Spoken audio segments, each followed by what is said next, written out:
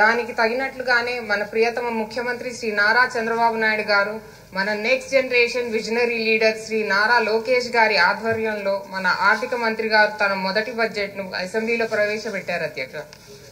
అధ్యక్ష అన్ని వర్గాలకు అన్ని రంగాలకు ఈ బడ్జెట్ లో సముచిత స్థానం కల్పించారు. అధ్యక్ష గత పాలకుల అవినీతి వల్ల చేతకానితనం వల్ల అన్ని రంగాలలో మన రాష్ట్రం వెనుకబడిపోయింది. అధ్యక్ష ఈ బడ్జెట్ ఆ లోటుపాట్లను సరిచేసుకుని బ్రాండ్ ఏపీని మళ్లీ రివైవ్ చేసి స్వర్ణాంధ్రప్రదేశ్ గా తీర్చిదిద్దడానికి సంక్షేమ అభివృద్ధి పథకాలు చేపట్టారు. అధ్యక్ష ముఖ్యంగా వ్యవసాయ బడ్జెట్ లో మత్స్యకారులకు నిషేధిత సమయంలో వారికి ఇచ్చేటి నిషేధిత భృతిని 10,000 నుండి 20,000కు పెంచడం మరియు వారికి డీజిల్ సబ్సిడీ పెట్టుబడి సాయం చేయటం ఉచితంగా ట్రాన్స్పాండర్లు జీపీఎస్ సౌకర్యాలు కల్పించడం ఎంతో ఆనందించిన విషయం. అధ్యక్ష ఎందుకంటే మత్స్యకారులు మన తీర ప్రాంతానికి కాపాడే సైనికులు. అధ్యక్ష అలాగే బీసీల కోసం ఆదరణ పథకం రివైవ్ చేయటం ఎంతో మేలు జరిగింది. ఎస్సీ సోదరులకు 200 యూనిట్ల వరకు ఉచిత విద్యుత్, అలాగే చేనేత మరియు నాయ బ్రాహ్మణులకు ఉచిత విద్యుత్ వలన వారి ఆర్థిక స్థితి మెరుగుపడుతుంది. అధ్యక్ష మన ప్రియతమ ముఖ్యమంత్రి వర్యులు శ్రీ నారా చంద్రబాబు నాయుడు గారు ఎప్పుడూ మహిళల పక్షపాతే.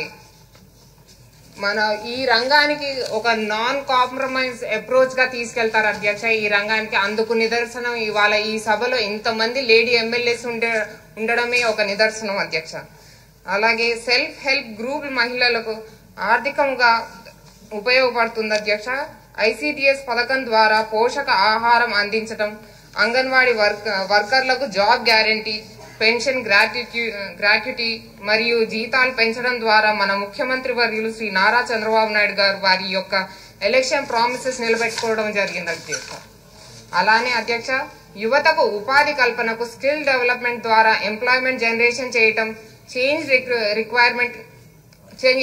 రిక్వైర్మెంట్ ఇన్ ఇండస్ట్రీని ఎప్పటికప్పుడు తెలుసుకుంటూ వాటి ద్వారా వారికి ఉద్యోగ భద్రత కల్పించడం ద్వారా ఈ బడ్జెట్ లో సముచిత స్థానం కల్పించడం జరిగింది. అధ్యక్ష మన యువ నాయకులు మరియు మంత్రివర్యులు శ్రీ నారా లోకేష్ గారు దావోస్ పర్యటనలో 5 లక్షల కోట్ల పెట్టుబడులు తీసుకువచ్చి రాష్ట్రానికి ఎంప్లాయ్మెంట్ జనరేషన్ కల్పించటాన్ని నేను మీ ద్వారా ఈ సభకు తెలియజేస్తున్నాను.